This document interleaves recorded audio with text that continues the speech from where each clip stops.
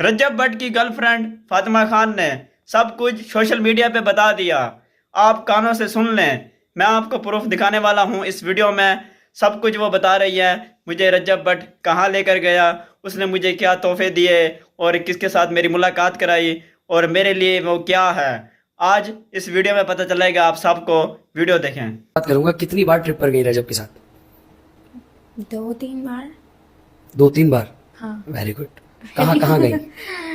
यार दुबई गई थी, ठीक है, उसके अलावा करबला गई थी। ठीक है।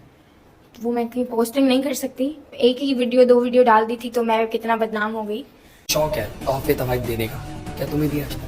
यार मुझे बहुत सारे तोहफे दिए, मैंने मुझे करबला से दिलवाया था 3 दिन पहले की मेरे घर पे डिलीवर हुई हुई है, मैंने अभी ओपन की है।